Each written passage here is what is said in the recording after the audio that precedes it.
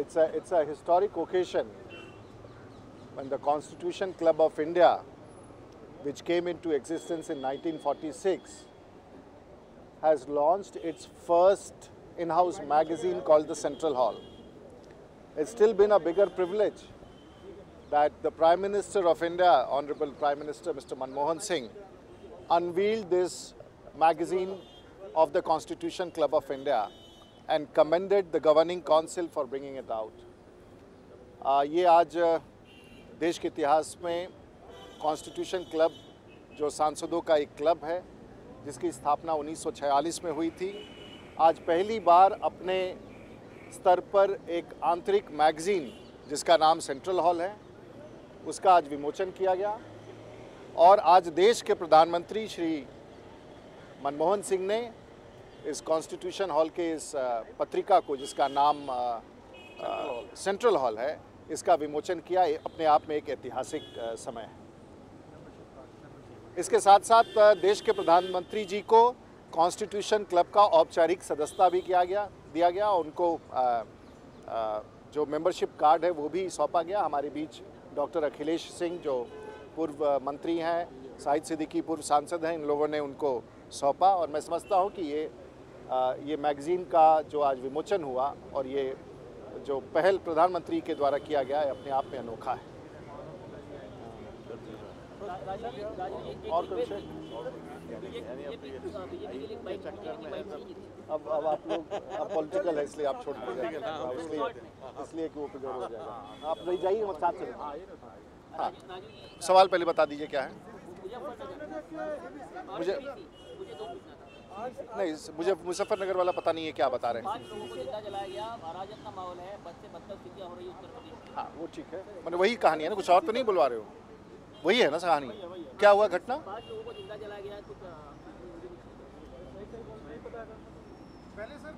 अंदाज से पता नहीं।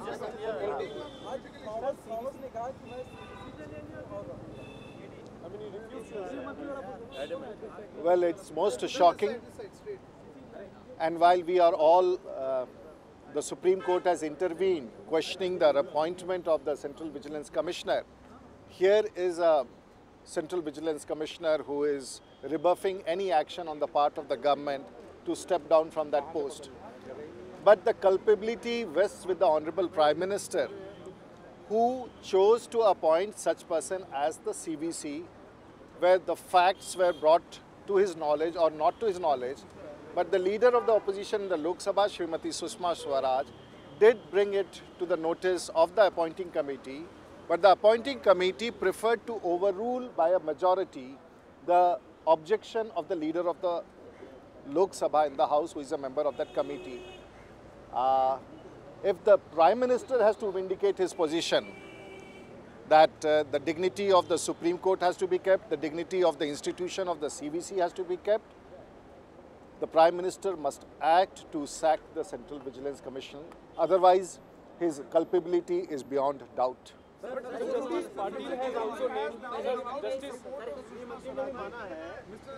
Chidambaram has given a statement where he has said that in the selection committee, this entire issue was raised of his involvement in the Parmaloon case. So it seems that the government's right hand doesn't know what the left hand is doing, because the AG has said something totally different in the Supreme Court. The Attorney General has made a presentation that the Prime Minister and the committee was not aware. But it's a confirmed fact that the leader of the opposition in the House, the Lok Sabha, Srimati Sushma Swaraj, had brought it on record. Not only that much, she went on to write on that file saying that she disagrees.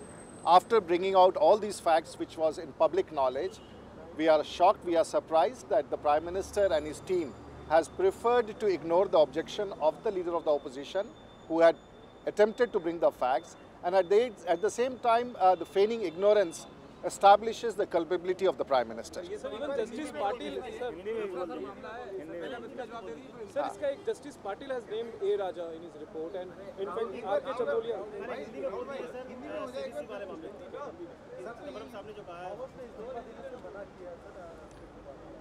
Mister Thomas जो केंद्रीय निगरानी आयुक्त हैं, उन्होंने इस्तीफा देने से साफ इनकार कर दिया। यहाँ तक कि केंद्र सरकार के कई प्रतिनिधियों ने प्रयास किया कि उनसे इस्तीफा की मांग करें, उनसे आग्रह करें, लेकिन ऐसा लगता है वो इस्तीफा देने के मूड में नहीं है। लेकिन यदि कसूर ऐसे माहौल के लिए किसी को है तो वो देश के प्रधानमंत्री और गृह मंत्री, जिन्होंने प्रतिपक्ष के नेता श्रीमती सुषमा स्वराज के उस विरोध को नज़रअंदाज करते हुए उनकी नियुक्ति की गई थी। यदि आज देश के प्रधानमंत्री सीवीसी को बर्खास्त करने की स्थिति में नहीं है या ना करना चाहते हैं तो इससे उनकी कल्पेबिलिटी, उनका आरोप उनके प्रति सिद्ध होता है और मैं समझता हूं कि अपने आप में बहुत ही दुर्भाग्यपूर्ण स्थिति है। रिपोर्ट सबमिट करी है जिसमें राजा को और दूसरे जो टेलीकॉम अफसर है उनको दोषी पाया गया। आपको लगता है कि अब सरकार इस पे एक्शन ले? देखिए, यदि देश के प्रधानमंत्री सीवीसी को बर्खास्त नहीं करते हैं तो उनका दोष उनके नियुक्ति में पूरी तरह से स्थापित हो जाता है। ये देश के प्रधानमंत्री को तय करना है कि उनकी अपनी स्थिति इस पूरे विषय पर क्या है। देखिए, ये देखिए, इसमें कोई बहुत अनोखा विषय नहीं है। ये पूरा देश और पूरी दुनिया जानती है कि 1,76,000 करोड़ के घोटाले में ए राजा की भागीदारी है, उसमें मिली भगत है। ये विषय तो देश के प्रधानमंत्री को जानना चाहिए था। जब देश के प्रधानमंत्री ने उन्हें 1 साल तक उनके खिलाफ प्रोसिक्यूशन रोका और 1 साल तक वो उन्हें अपने मंत्रिमंडल में बनाए रखे। श्री पाटिल का ये बताना कि राजा इसमें मिले हुए हैं, उनके खिलाफ चार्जशीट दर्ज होना चाहिए, इससे कहीं अधिक केंद्र की सरकार को जवाब देना पड़ेगा कि इस आपराधिक मामले में केंद्र की सरकार और खास करके देश के प्रधानमंत्री चुप्पी क्यों साधे रहे। सर, इंग्लिश में जनरल ने इससे पहले बोला था कि पाम ऑयल मसले को उठाया नहीं जाता। वो तो बोल चुके हैं यार, अब इस विषय खत्म करो। वो भी बोल और इसमें मुझे लगता है कि अब देश के प्रधानमंत्री को विशेष रूप से सफाई देना पड़ेगा, क्योंकि देश के पूर्व गृह मंत्री ने और वर्तमान वित्त मंत्री ने स्पष्ट रूप से उस बैठक में कहा था और आज उन्होंने सहमति जताई है कि प्रतिपक्ष के नेता श्रीमती सुषमा स्वराज ने सीवीसी के विरुद्ध पाल्मोलिन केस में उनके खिलाफ चार्जशीट की बात कही गई है। तो हम बड़े आश्चर्यचकित हैं कि देश के उच्चतम न्यायालय में भी सरकार के प्रतिनिधि गलत बयान दे रहे हैं और यहाँ देश के प्रधानमंत्री भी इस गलत बयानी में अपनी साझेदारी जता रहे हैं। ये इससे बड़ा दुर्भाग्यपूर्ण स्थिति देश के लिए कभी नहीं हो सकती।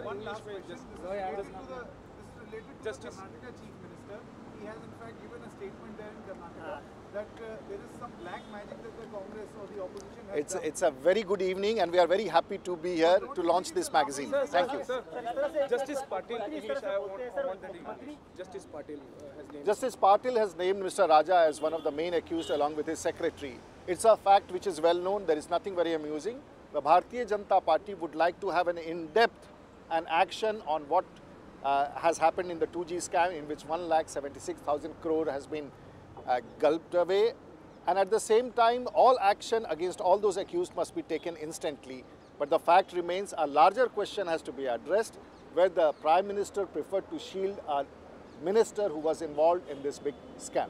On Hassan Ali, it seems that the government has not done its paperwork, because despite so much of pressure on the government, there is no action that has taken place. The government doesn't appear to be. I don't know. I'll go on that later. But on Hassan Ali, मुख्यमंत्री कहते हैं कि काला जादू का डर है और सिद्धारमैया उनके घर पे चुनरी और सिंदूर। मुझे इसके बारे में जानकारी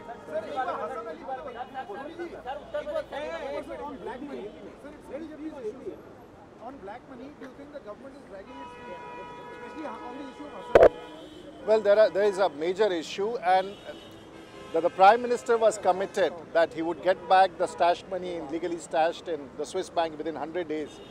It's most shocking that more and more facts are coming out. There are more and more people who are involved in this underhand deal and the money which is stashed in the Swiss bank accounts or the German accounts. But we find no action, and the five-pronged strategy proposed by the finance minister is an eyewash. The country and even the highest court of the land wants to know the names of those who have stashed the currency in the Swiss banks. देश में बहुत सारे भ्रष्टाचार के आरोप केंद्र की सरकार के विरुद्ध, कांग्रेस की सरकार के विरुद्ध और खास करके मनमोहन सिंह जी की सरकार के विरुद्ध आया है, चाहे वो 2G का स्कैम हो या कॉमनवेल्थ गेम्स का मामला हो। लेकिन जो स्विस बैंक के में काला धन जो लाखों करोड़ रुपया जमा है और देश के प्रधानमंत्री ने आश्वस्त किया था कि वो 100 दिन के भीतर अपने दूसरे कार्यकाल में उस पूरे धन को वापस लाने की कार्रवाई करेंगे। लेकिन आज सरकार के वित्त मंत्री जो बयान दे रहे हैं वो नए नए नीतियों की घोषणा कर रहे हैं और स्ट्रैटेजी बता रहे हैं, लेकिन आज देश के लोग जानना चाहते हैं, उच्चतम न्यायालय जानना चाहता है कि ये काला धन कहाँ है और देश में ये काला धन जो अरबों खरबों रुपए जमा किए गए हैं उसे वापस कैसे लाया जाएगा।